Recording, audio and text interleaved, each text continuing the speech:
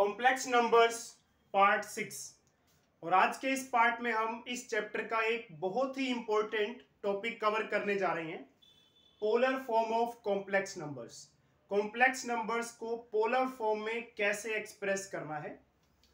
तो इसके लिए मैं आपको एक क्वेश्चन करवाऊंगा और उस क्वेश्चन के थ्रू आपको मैं बताऊंगा पोलर फॉर्म का मतलब क्या होता है, यानी कि आपका जो टॉपिक है पोलर फॉर्म वो भी आपको समझ में आ जाएगा और क्वेश्चंस कैसे सॉल्व करने एग्जाम में वो भी पता लग जाएगा।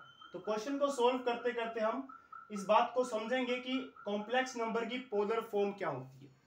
अभी मैंने एक ये कॉम्प्लेक्स नंबर लिखा है, ये कॉम्प्लेक्स नंबर की रेक्टेंगुलर फॉर्म या कार्टेशियन फॉर्म है, ठीक है। अब हमें इसे पोलर फॉर्म में कन्वर्ट करना है, तो आपको पता रहना चाहिए कि कॉम्प्लेक्स नंबर की कार्टेशियन या फिर रेक्टेंगुलर फॉर्म क्या होती है। जब भी हम कॉम्प्लेक्स नंबर को ऐसे लिखते हैं तो ये इसकी रेक्टेंगुलर या फिर कार्टेशियन फॉर्म है। इसमें ये रियल पार्ट है, आपको पता है -3 और 3 क्या इसका इमेजिनरी पार्ट है। +3 कह लीजिए या 3 कह लीजिए, क्योंकि 3 कह रहे हैं अगर आप तो प्लस तो आपको पता है कि साथ में है ही है, अगर आप नहीं बोल रहे हैं प्लस है तो आप क्या करेंगे, जो आपका रियल पार्ट है उसे मान लेंगे r cos theta.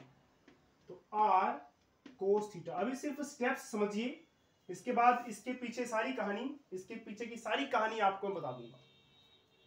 r cos theta जो है वो क्या हो जाएगा, हमारा रियल पार्ट यानी कि -3। इसको इक्वेशन नंबर 1 नाम दे देना है। अब इसका स्क्वायर कर लीजिए, तो स्क्वायर करेंगे तो स्क्वायरिंग बोथ साइड से देते हैं, स्क्वायरिंग बोथ साइड्स, दोनों तरफ स्क्वायर कर लीजिए। तो r cos थीटा का स्क्वायर और इधर -3 का स्क्वायर। तो ये क्या बनेगा, r का स्क्वायर करेंगे आप तो r स्क्वायर हो जाएगा, और cos थीटा का स्क्वायर करेंगे तो cos स्क्वायर थीटा। माइनस का अगर आप स्क्वायर करते हैं तो हट जाता है वो, माइनस की पावर जब भी 2, 4, 6, 8, 10, 12 दो के पहाड़े वाली वैल्यू पावर में हो माइनस गायब कर दो। 3 का स्क्वायर यानी कि 3 × 3, 3 का स्क्वायर मतलब 3 को 3 से मल्टीप्लाई करना है। अगर 3 की पावर 3 होती है मतलब 3 × 3 × 3, जितनी उसकी पावर होती है उस चीज को उतनी बार मल्टीप्लाई कर देना होता है। तो 3 की पावर 2 है, 3 को 2 बार मल्टीप्लाई करेंगे, 3 × 3 तो 9 आ जाएगा। इसे इक्वेशन नंबर नाम दे देंगे हम 2। अब हम क्या करेंगे, जो इमेजिनरी पार्ट है उसके साथ भी कुछ ऐसे करेंगे। अब हम लिखेंगे r sin theta. r sin theta जो है वो हमारा है +3 या सिर्फ कह लीजिए 3। इसे इक्वेशन नंबर 3 नाम दे रहा हूं। तो हमने क्या किया, r sin थीटा किसके इक्वल कर दिया, जो हमारा इमेजिनरी पार्ट है उसके इक्वल कर देना आपको। अब फिर से स्क्वायरिंग बोथ साइड्स, दोनों तरफ स्क्वायर कर दीजिए।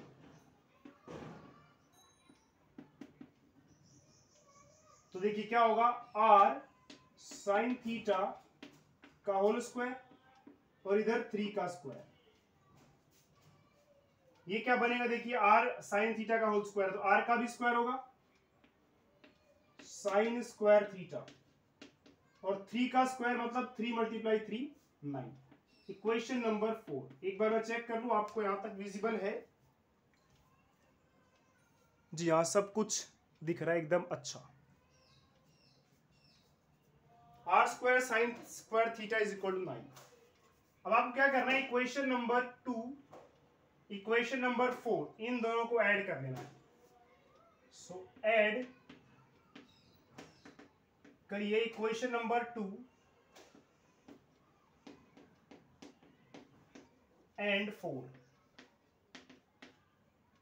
सेकंड वाली ये है r square cos square theta is equal to है 9,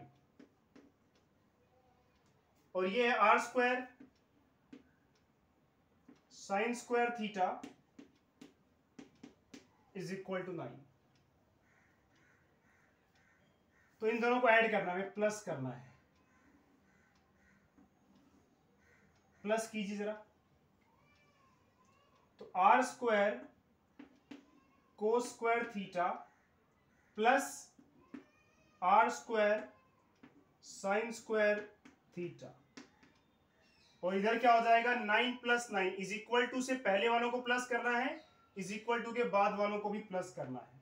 9 + 9 कितना हो जाएगा 18। अब देखिए आर स्क्वायर इसमें भी और आर स्क्वायर इसमें भी है, दोनों में है, जो चीज दोनों में है उसे कॉमन निकाल लीजिए।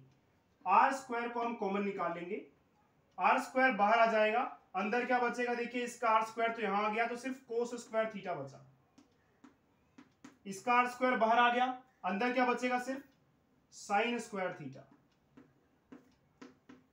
Is equal to 18। R square cos square theta plus sine square theta कितना हो जाएगा 1, और आर स्क्वायर मल्टीप्लाई 1 जब भी मल्टीप्लाई डिवाइड में हो तो उसको नहीं लिखेंगे तो भी चलेगा, यानी कि आर स्क्वायर की वैल्यू आ गई 18। आर की वैल्यू हमें चाहिए, R square is equal to, दोनों तरफ अंडर रूट लगा लीजिए, क्योंकि जब भी स्क्वायर हटाना है आपको, क्योंकि आर स्क्वायर की वैल्यू आई है हमारे पास 18, हमें आर चाहिए, तो स्क्वायर गायब करने के लिए दोनों तरफ अंडर रूट, ये स्क्वायर से रूट कैंसिल, तो आपके पास बचेगा क्या, R is equal to under root 18 का अंडर रूट निकाल लेते हैं। एक बार मैं चेक कर लूं विजिबल है सब कुछ नीचे तक, जी हाँ ठीक लग रहा है सब कुछ।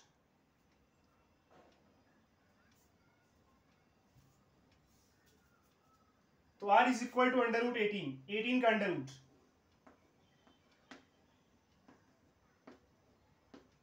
एटीन को 2 से डिवाइड करेंगे 9 आएगा, 9 को 3 से डिवाइड करेंगे, 9 को 2 से डिवाइड नहीं करेंगे क्योंकि 9 2 के टेबल में आता है, 9 को 3 से डिवाइड किया तो आंसर आएगा 3, इस 3 को 3 से डिवाइड किया आंसर आएगा 1। तो 18 का रूट क्या होगा, ये देखिए 3 का जोड़ा बन रहा है तो ये बाहर आ जाएगा, 2 का जोड़ा नहीं बन रहा है तो ये अंडर रूट में रहेगा।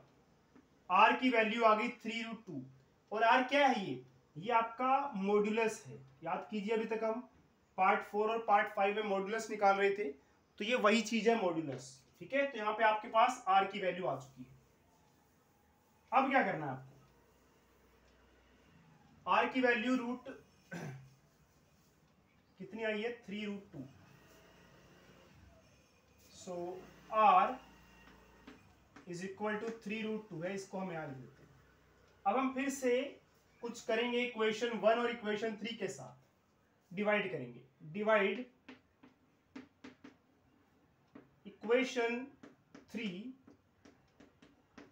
By equation 1। 3 वाली इक्वेशन जो है आपकी ये रही, r sine theta is equal to 3, उसको इक्वेशन नंबर 1 से डिवाइड करना है आपको। तो इक्वेशन नंबर 3 ये रही जो मैंने लिखी है, 3 को डिवाइड करना है फर्स्ट वाली के साथ, फर्स्ट वाली आपकी है r cos theta is equal to -3। अब डिवाइड कर दिया मैंने, ये डिवाइड कर दिया, देखिए होगा क्या, r से r cancel, sine theta upon cos theta क्या हो जाएगा tan थीटा, 3 अपॉन -3, 3 से 3 कैंसिल, 1 1, तो 1 और ये माइनस कहाँ लिखे, नीचे के ऊपर, ऊपर लिख दीजिए, और नीचे डिवाइड में 1 है उसे नहीं लिखेंगे तो भी चलेगा -1। अब देखिए आपको आर्गुमेंट निकालना है, एक तरह से हम आर्गुमेंट निकाल रहे हैं। tan थीटा की वैल्यू 1 कब होती है 45 डिग्री पे, लेकिन माइनस भी तो है। अब क्या करेंगे आप, -3 + 3, पार्ट नंबर 2 या 3, जहां मैंने part number 4 sorry, part number 4 जो था वहां मैंने आपको अच्छे से बताया था कि आप कैसे इसका आर्ग्यूमेंट निकालेंगे। अब देखिए यहां पे मैं एक बार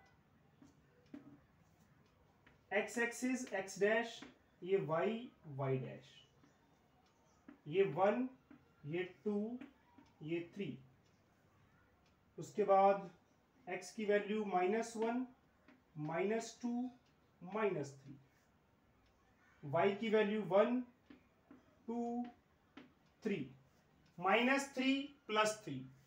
पहले आपको रियल पार्ट है -3, रियल पार्ट यानी कि रियल एक्सिस आपकी x एक्सिस होती है, तो ये x होता है और ये y होता है। तो x कितना है -3, ये रहा, और y कितना है 3, तो y 3 है और x -3 है, तो ये रहा वो पॉइंट।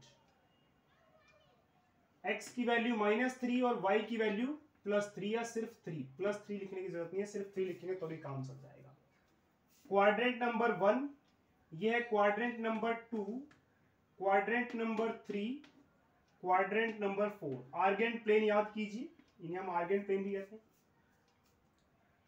अब देखिए जो हमारा ये है -3 और 3, इस तरह से अगर आप इसे एक्सप्रेस करते हैं तो ये कौन सा फॉर्म है, रेक्टेंगुलर फॉर्म है या कार्टेशियन फॉर्म है।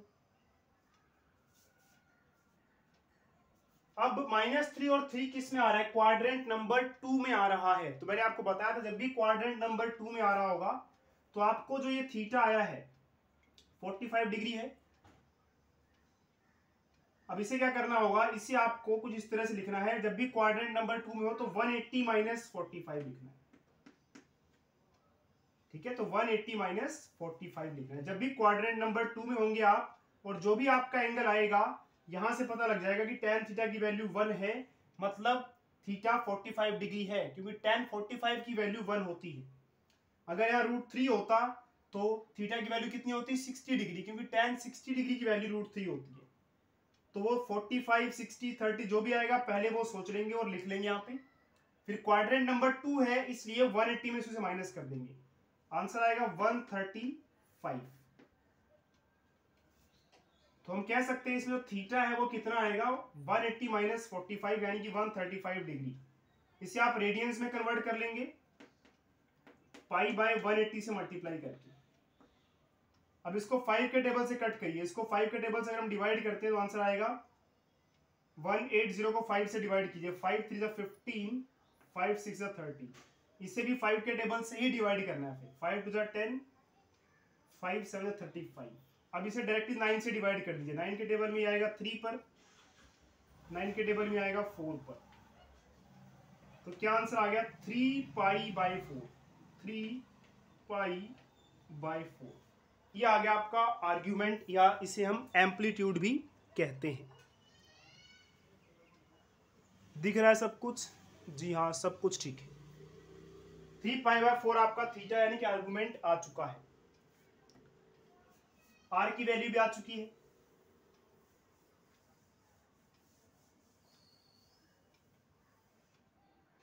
अब पोलर फॉर्म, तो ये जो है ना